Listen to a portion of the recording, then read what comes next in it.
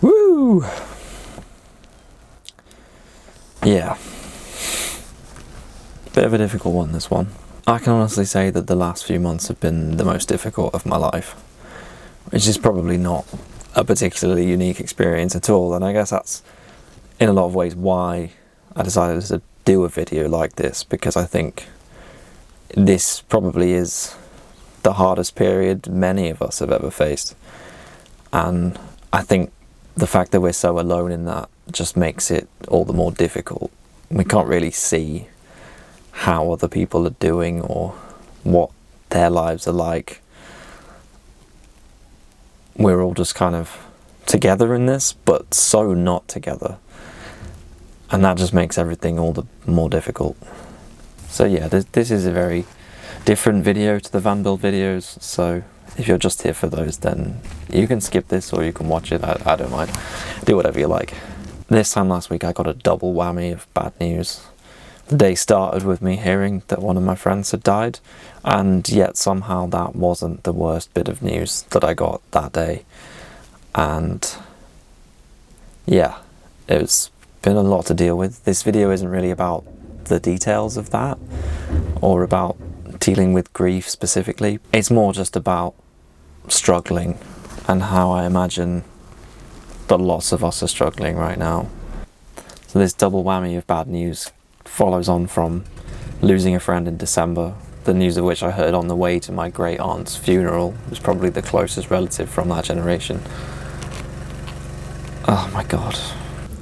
This is why I don't record in the day. The street is just noisy. And I'm also doing on this on bin day, so people are just dragging their bins all over the place, and it's just awful. Everything is awful, I tell you. Yeah, so there's been a lot of grief to process in the last few months, and I mean, I've been very lucky up until this past 3 months. I've never really lost anyone particularly close, or yeah, really anyone at all. Like, I lost my grandparents when I was quite little. I never really had that much of a relationship with them, and yeah, so far all of the family that I've had a relationship with are still alive, and you know, let's hope that that continues for a good little while, because this triple whammy of death has been a real blow, and you know, combined with the fact that we can't really do anything, and it's winter, which is honestly depressing enough in the UK. It's just been a lot. It's really knocked me off the ability to do what I need to do to stay healthy. You know, the situation right now is dire. I think we're in a territory of like life disruption and chaos and darkness and death that you're getting into the similar gravity of like world wars. I mean, obviously that was very, very different, and you can't really compare them, but the UK had the most excess deaths since 1918, I think, last year, which is just insane. That's more excess deaths than World War II. And you know, for all the people questioning the numbers about COVID related deaths, the excess deaths tell a very clear story, and that's that the tragedy of this pandemic is much greater than just the people who die of the pandemic. I think we're going to spend a long time reeling from the effects of this, not just the death and health effects of the people directly affected by the illness, but the collective loss of mental health and well-being and connection and humanity that we've all had to go through. We're all in this pandemic together, we're all experiencing the effects of it, but every single person is experiencing something very different. Some people are losing close family, some people have hardly got enough money to pay the bills, other people, maybe life is just going on kind of as normal. If all you did was sit around and play video games all day, well, you know, the world has suddenly put a stamp of approval on that, as that's, you know, one of the few activities that we have left. But there's still aspects of your life that you're not going to be able to lead, and I'm sure it's still not easy for people who are finding it easier than others. Certainly last year I got really lucky. 2020 was honestly pretty good for me, but that was because I had this project, this van.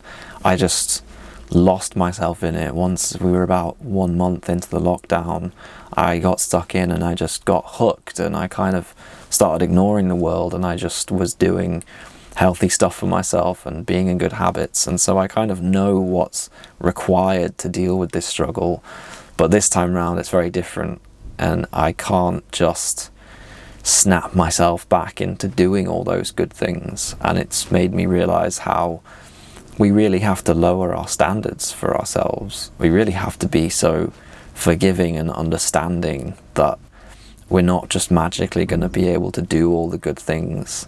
Like, if you're quite a high-powered, high-functioning person normally, it's a very hard thing to deal with. And I'm not really saying that I am. I only really managed to achieve that last year. Whenever I've had periods of not being employed and being able to do whatever I want, I've been largely quite unproductive and basically just lived a pretty hedonistic life where I was having fun or sleeping, and that was about it really.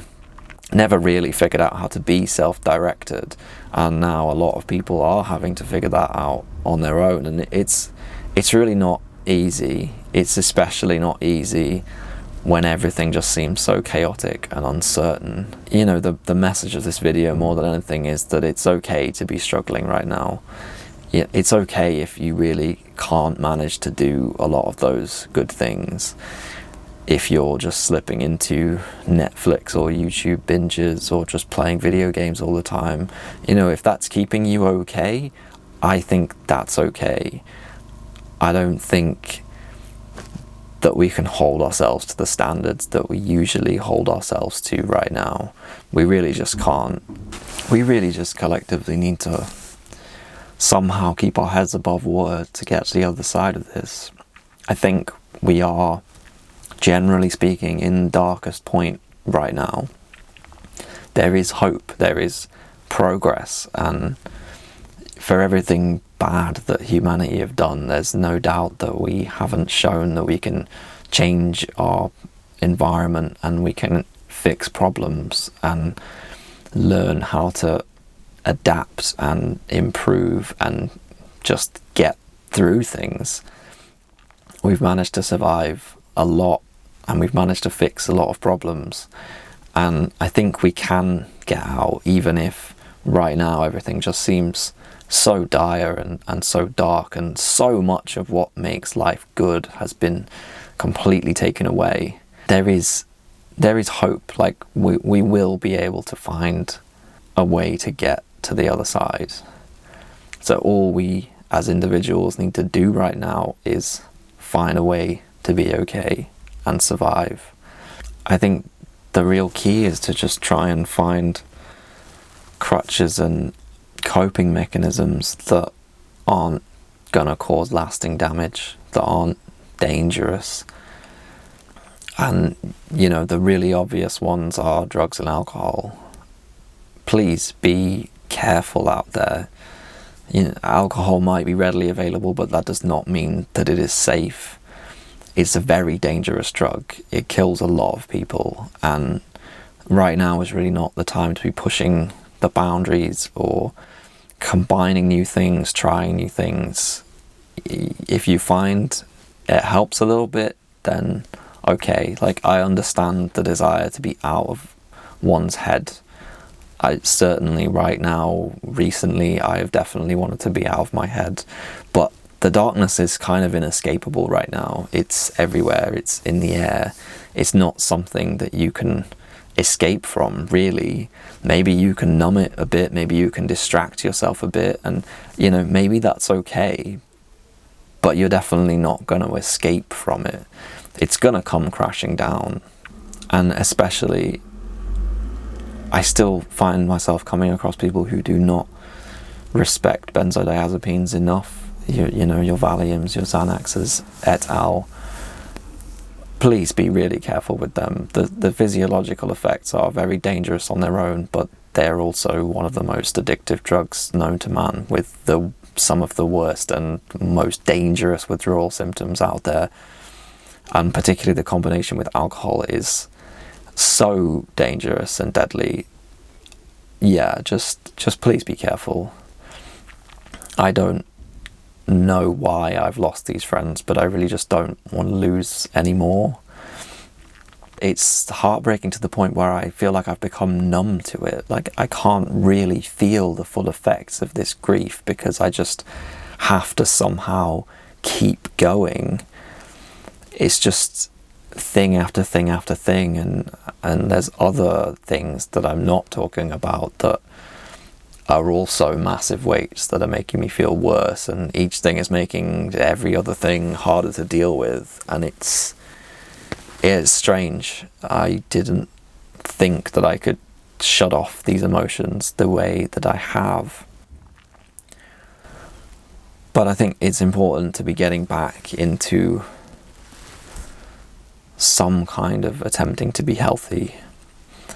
The last couple of days, I have managed to do that. We have managed to do that. Me and my girlfriend kind of come together to support each other to do better, healthy things. And that's huge, and I'm so grateful for that. I think if you can, try and figure out one thing that would be most effective at making things easier to deal with. I think exercise is always a good one. You know, yoga, meditation, weights, body weight exercises, maybe just very short, intense little workouts that are easy to convince yourself to do.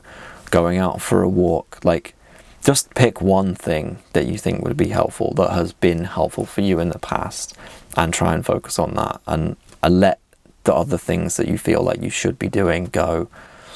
You know, maybe that one thing is just doing the dishes or having a shower or something like that.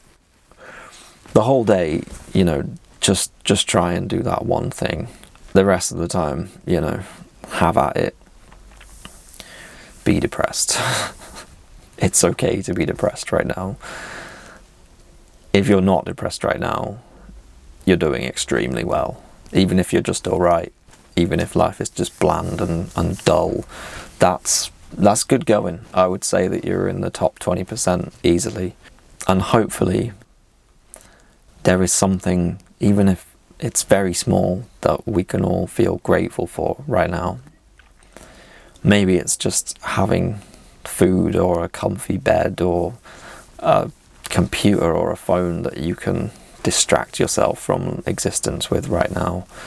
You know, maybe it's the people around you. Maybe it's the fact that you do have friends out there that you want to see, and, you know, you're sad because you can't see them.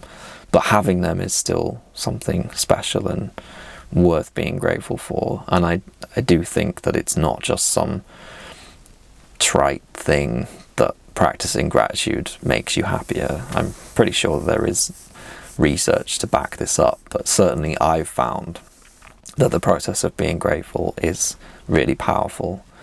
And I myself I am definitely really grateful for what I do have right now. In many ways I have a lot more than I did in the last lockdown, and that stuff is keeping me going, and reminding myself that that stuff is great. And even if I don't achieve the things I'm supposed to be doing, and I'm not living life to the full maximum healthy version of it that I would like to be, even just cherishing those things means that I'm doing well somehow. Even if it's just making sure that we eat and sleep and occasionally go outside, that's something great. That's something really good. Yeah, I don't exactly know what the conclusion of this is. It's all just really rambling on the topic of it's okay to be struggling right now. That is probably the title of this video, I imagine. Just remember, we've just got to hold on. We've just got to hold on for a bit longer. We've just got to do whatever we need to do to keep our heads above water. But please stay safe out there. Please try not to do anything that's going to damage your life long term. There is already so much damage being done by things completely out of our control that we're going to spend a long time recovering from. We don't need any more of that. Much love, everyone. Should be back to your regular scheduled van build programming next week. I can't remember what I'm doing. But yeah, peace.